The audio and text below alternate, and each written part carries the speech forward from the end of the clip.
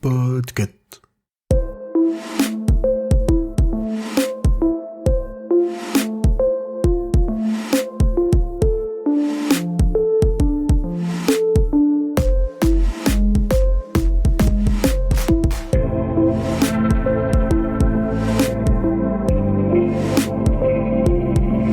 Bonjour tout le monde, vous écoutez le numéro 81 de la Gazette du Maine, le podcast de Stephen King France qui vous résume l'actualité de Stephen King. Je suis Émilie et je suis très heureuse de vous emmener avec moi en balade dans le Maine pour vous conter les nouvelles informations depuis le 10 octobre.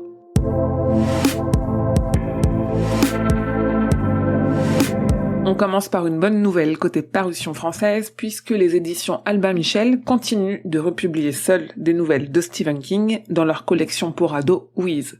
La prochaine sortie sera Nécro, une nouvelle issue du recueil Le Bazar des mauvais rêves, et sa parution est annoncée pour le 1er mars 2023.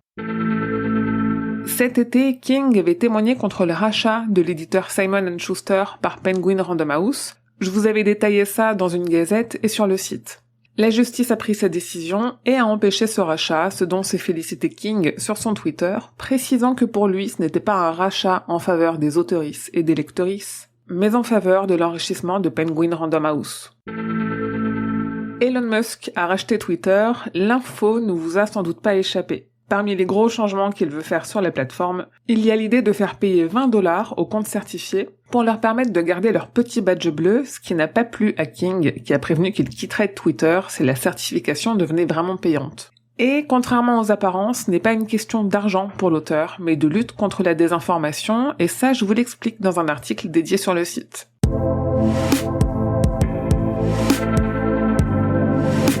Stephen King est friand des caméos, et s'il en a fait dans plus de 25 de ses adaptations, il en fait aussi parfois pour d'autres œuvres. Récemment, on a appris qu'il en avait fait un pour la saison 2 de la série d'animation Duncanville, disponible sur Amazon Prime, et qu'il a refusé d'en faire un, dans l'épisode parodiant ça pour le spécial horreur des Simpsons à Halloween. Ça fait plusieurs années qu'on le sait, et donc que je vous en parle, mais le grand rêve du réalisateur Mike Flanagan est d'adapter un jour La Tour Sombre. En octobre, plusieurs indices se sont cumulés, amenant à penser que ça pourrait bien se concrétiser, sans doute dans les années qui viennent. Je vous détaille tout ça sur le site. Vous n'êtes sans doute pas passé à côté, l'adaptation du téléphone de Monsieur Harrigan est disponible sur Netflix depuis le début du mois d'octobre. Elle a laissé quelques fans avec des questions sans réponse, notamment au sujet de la signification des textos reçus par le personnage Craig, qui semble codé. King a sa théorie sur le sujet, qu'il a partagée sur Twitter et que je vous ai traduite sur le site. Par contre, moi, j'étais passée à côté d'une info cet été qui, honnêtement, n'avait pas fait grand bruit, mais on sait que c'est Alexander Ward qui joue Kurt Barlow dans la nouvelle adaptation de Salem. Ce qu'on ne sait pas en revanche, c'est si un jour cette adaptation sera visible, soit au cinéma, soit en streaming. En août dernier, je vous parlais d'une sortie prochaine en Blu-ray et DVD du téléfilm Vengeance diabolique, l'adaptation de la nouvelle Cour Jimmy Cour du recueil Danse macabre. La sortie s'est faite le 27 octobre, je vous ai mis les liens de commande sur le site et par la même occasion, le visuel du boîtier.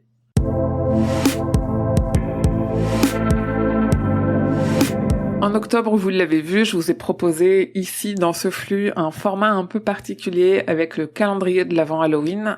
En 31 épisodes, je vous ai proposé 31 lectures de King, d'après un événement de l'histoire qui se passait le même jour.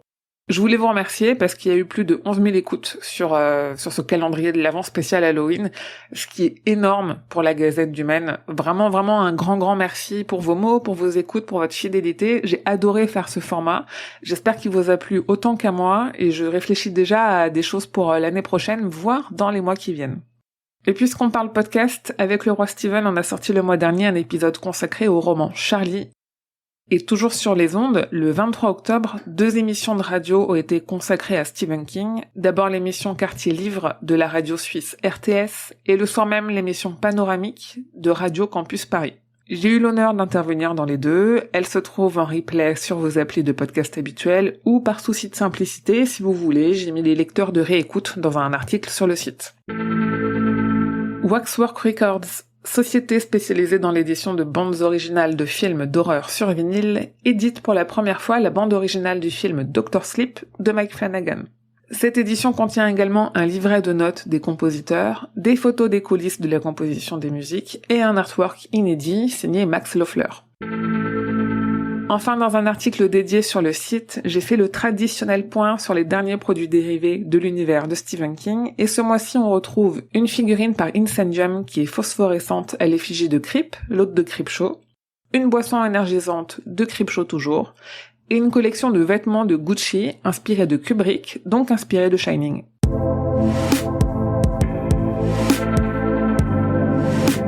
Le 8 novembre, le film Running Man sort aux États-Unis en Blu-ray et DVD dans une édition Steelbook avec pour la première fois une piste audio en français. Le 9 novembre, ESC sortira la saison 3 de la série Creepshow en Blu-ray et DVD. Et le même jour, les éditions Delcourt sortiront le tome 4 de la réédition du comic Le Fléau. Le 17 novembre, c'est La Pause sur les eaux qui sortira en Blu-ray et DVD en France dans un très beau boîtier de Rimini Éditions. Et enfin, le 22 novembre, c'est le documentaire Pennywise, The Story of It, qui sort en Blu-ray et DVD, mais sans piste française pour le moment.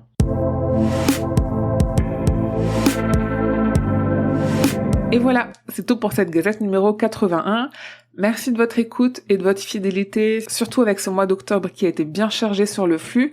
On reprend un rythme un peu normal, avant quelques nouvelles surprises qui arrivent très bientôt, normalement dès la prochaine gazette. Mais ça, je vous en parlerai très très bientôt. D'ici là, pour aider ce podcast à vivre et à continuer à évoluer, parlez-en autour de vous. Et surtout, si vous avez 2 minutes, partagez-le sur vos réseaux sociaux et mettez-lui 5 étoiles et un petit commentaire sur votre application de podcast. En fait, ça fait jouer ce fichu algorithme en sa faveur. Vous pouvez aussi soutenir mon travail sur le Tipeee de Stephen King France et recevoir des goodies en échange. Comme toujours, suivez l'actualité de Stephen King grâce au compte de Stephen King France sur Twitter, Facebook et Instagram. Venez échanger avec d'autres fans sur le serveur Discord Stephen King France et sur le groupe Facebook. Tous les liens sont en description de cet épisode. Et comme d'habitude, rendez-vous sur le site stephenkingfrance.fr pour avoir tous les détails sur toutes les infos dont je viens de vous parler.